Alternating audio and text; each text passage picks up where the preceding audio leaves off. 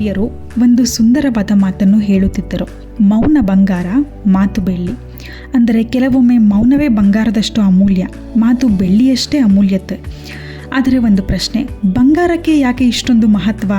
ಕಬ್ಬಿಣದಂತಹ ಲೋಹಗಳು ಕಾಲ ಕಳೆದಂತೆ ತುಕ್ಕು ಹಿಡಿಯಬಹುದು, ಆದರೆ ಚಿನ್ನ ಸುಲಭವಾಗಿ ತುಕ್ಕು ಹಿಡಿಯುವುದಿಲ್ಲ, ಸುಲಭವಾಗಿ ಹಾಳಾಗುವುದೂ ಇಲ್ಲ. ಅಷ್ಟೇ ಅಲ್ಲ, ಚಿನ್ನವನ್ನು ಎಷ್ಟು ತೆಳುವಾಗಿ ಬೇಕಾದರೂ ತಟ್ಟಿ ಹಾಳೆಯನ್ನಾಗಿ ಮಾಡಬಹುದು.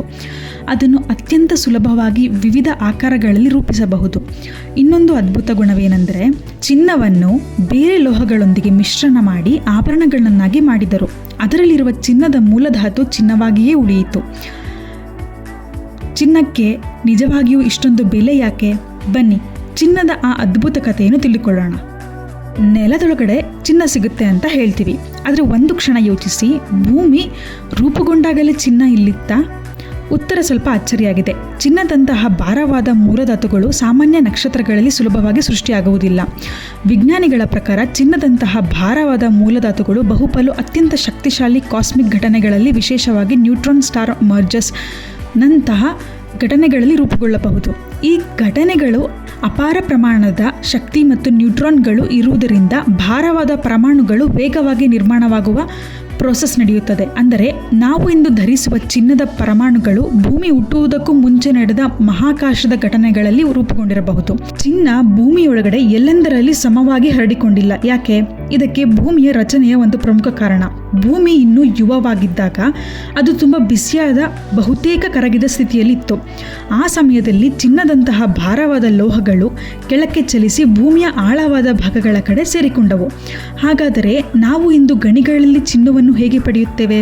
ಭೂಮಿಯ ಭೂವೈಜ್ಞಾನಿಕ ಚಟುವಟಿಕೆಗಳು ಮುಖ್ಯವಾಗುತ್ತವೆ. ಭೂಮಿಯ ಒಳಗಿನ ಬಿಸಿ ದ್ರವಗಳು ಮತ್ತು ದ್ರವಣಗಳು ಬಿರುಕುಗಳು ಮೂಲಕ ಮೇಲಕ್ಕೆ ಚಲಿಸುವಾಗ ಅವು ಕೆಲವು ಲೋಹಗಳನ್ನು ತಮ್ಮೊಂದಿಗೆ ಸಾಗಿಸಬಹುದು. ಆ ದ್ರವಗಳು ತಣ್ಣಗಾದಾಗ ಅವುಗಳಿಂದ ಖನಿಜ ಬಂಡೆಗಳಲ್ಲಿ, ಬಿರುಕುಗಳಲ್ಲಿ ಜಮೆಯಾಗುತ್ತವೆ. ಕಾಲಕ್ರಮೇಣ ಇಂತಹ ಪ್ರಕ್ರಿಯೆಗಳಿಂದ ಗೋಲ್ಡ್ ಡೆಪಾಸಿಟ್ಸ್ ರೂಪುಗೊಳ್ಳಬಹುದು.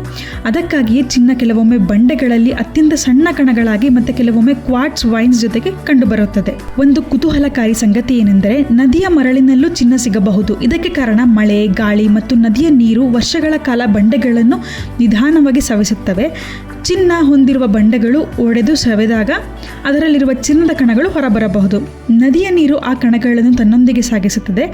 ಆದರೆ ಚಿನ್ನದ ಒಂದು ವಿಶೇಷ ಗುಣ ಇಲ್ಲಿ ಸಹಾಯ ಮಾಡುತ್ತದೆ. ಚಿನ್ನ ತುಂಬ ಸಾಂದ್ರವಾದ ಲೋಹ, ಅಂದರೆ ಅದೇ ಗಾತ್ರದ ಅನೇಕ ಸಾಮಾನ್ಯ ಖನಿಜಗಳಿಗಿಂತ ಚಿನ್ನ ಹೆಚ್ಚು ಭಾರವಾಗಿರುತ್ತದೆ. ಹೀಗಾಗಿ ನದಿಯ ಹರಿವು ನಿಧಾನವಾಗುವ ಸ್ಥಳಗಳಲ್ಲಿ, ಉದಾಹರಣೆಗೆ ನದಿಯ ತಿರುವುಗಳು, ಬಂಡೆಗಳ ಹಿಂದೆ ಅಥವಾ ತಳಭಾಗದ ಬಿರುಕುಗಳಲ್ಲಿ ಚಿನ್ನದ ಕಣಗಳು ಜಮೆಯಾಗಬಹುದು. ಇಂತಹ ನದಿಯಲ್ಲಿ ಸಿಗುವ ಚಿನ್ನವನ್ನು ಪ್ಲೇಸರ್ ಗೋಲ್ಡ್ ಎಂದು ಕರೆಯುತ್ತಾರೆ. ಚಿನ್ನ ಒಂದು ಗಟ್ಟಿಯಾದ ಬಂಡೆ ಒಳಗಡೆ ಸಣ್ಣ ಸಣ್ಣ ಕಣಗಳಾಗಿ ಸಿಕ್ಕಿಕೊಂಡಿದ್ದರೆ ಅಲ್ಲಿ ಕೆಲಸ ಸ್ವಲ್ಪ ಕಷ್ಟ ಆಗುತ್ತೆ. ಮೊದಲಿಗೆ ಗಣಿಗಾರರು ಚಿನ್ನ ಇರುವ ಓರನ್ನು ಭೂಮಿಯಿಂದ ಹೊರತೆಗೆಯುತ್ತಾರೆ. ಆ ಬಂಡೆಗಳಲ್ಲಿ ಚಿನ್ನದ ಪ್ರಮಾಣ ಸಾಮಾನ್ಯವಾಗಿ ತುಂಬ ಕಡಿಮೆ ಇರುತ್ತದೆ. ಆದ್ದರಿಂದ ಬಂಡೆಯನ್ನು ಹಾಗೆಯೇ ಇಟ್ಟುಕೊಂಡು ಚಿನ್ನ ತೆಗೆದುಕೊಳ್ಳಲು ಸಾಧ್ಯವಿಲ್ಲ. ಮೊದಲು ದೊಡ್ಡ ಬಂಡೆಗಳನ್ನು ಕ್ರಷಿಂಗ್ ಮತ್ತು ಗ್ರೈಂಡಿಂಗ್ ಮೂಲಕ ಸಣ್ಣ ಸಣ್ಣ ಕಣಗಳನ್ನಾಗಿ ಮಾಡಲಾಗುತ್ತದೆ. ನಂತರ ಆ ಪುಡಿಯಾದ ಓರ್ನಿಂದ ಚಿನ್ನವನ್ನು ಹೊಂದಿರುವ ಭಾಗವನ್ನು ಇತರ ಖನಿಜಗಳೊಂದಿಗೆ ಬೇರ್ಪಡಿಸಿ ಕಾನ್ಸಂಟ್ರೇಟ್ ಮಾಡಲಾಗುತ್ತೆ. ಚಿನ್ನ ಭೂಮಿಯಿಂದ ಸಿಗುತ್ತದೆ. ಅದನ್ನು ಗಣಿಗಾರಿಕೆ ಮಾಡಬೇಕು, ಬಂಡೆಯಿಂದ ಬೇರ್ಪಡಿಸಬೇಕು, ಶುದ್ಧಗೊಳಿಸಬೇಕು.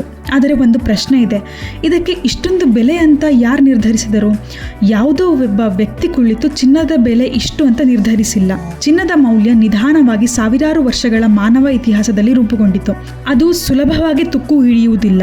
ಅದನ್ನು ಕರಗಿಸಿ ವಿವಿಧ ಆಕಾರಗಳಲ್ಲಿ ಮಾಡಬಹುದು. ಅದು ಅಪರೂಪ ಮತ್ತು ಅದರ ಹೊಳಪು ಜನರನ್ನು ಆಕರ್ಷಿಸಿತು.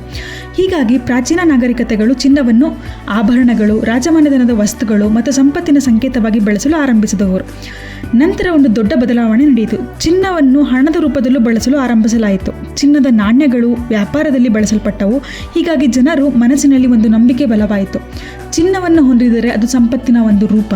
ಆದರೆ ಇವಾಗ ಇನ್ನೊಂದು ಪ್ರಶ್ನೆ, ಭೂಮಿಯ ಹೊರಗಡೆಯೂ ಚಿನ್ನ ಇದೆಯಾ? ಉತ್ತರ ಹೌದು. ಚಿನ್ನ ಒಂದು ಮೂಲಧಾತು. ಭೂಮಿಯಲ್ಲಿ ಇರುವ ಚಿನ್ನದ ಪರಮಾಣುಗಳು ಹೇಗೆ ರೂಪುಗೊಂಡವೋ ಅದೇ ರೀತಿಯಲ್ಲಿ ಬಾಹ್ಯಾಕಾಶದಲ್ಲೂ ಚಿನ್ನದ ಪರಮಾಣುಗಳು ಇರಬಹುದು.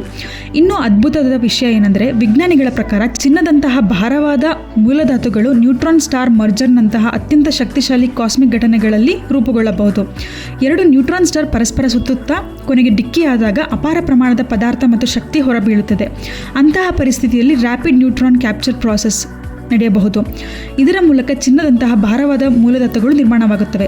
ಅಂದರೆ ನಮ್ಮ ಕೈಯಲ್ಲಿರುವ ಚಿನ್ನದ ಒಂದು ಪರಮಾಣುವಿನ ಕತೆ ಬಹುಶಃ ಭೂಮಿಯಿಂದಲೇ ಆರಂಭವಾಗಿಲ್ಲ. ಇದು ಕೋಟ್ಯಾಂತರ ವರ್ಷಗಳ ಹಿಂದೆ ಬಾಹ್ಯಾಕಾಶದ ಯಾವುದೋ ಭಯಾನಕ ಕಾಸ್ಮಿಕ್ ಘಟನೆಯಲ್ಲಿ ರೂಪುಗೊಂಡಿರಬಹುದು. ನಂತರ ಆ ಪದಾರ್ಥವು ಸೌರಮಂಡಲ ರೂಪುಗೊಳ್ಳುವ ವಸ್ತುಗಳಲ್ಲಿ ಭಾಗವಾಯಿತು ಮತ್ತು ಕೊನೆಗೆ ಭೂಮಿಯಲ್ಲೂ ಚಿನ್ನದ ರೂಪದಲ್ಲಿ ಉಳಿಯಿತು. ಇವಾಗ ಇನ್ನೊಂದು ಪ್ರಶ್ನೆ, ನಮ್ಮ ದೇಹದಲ್ಲೂ ಚಿನ್ನ ಇದೆಯಾ?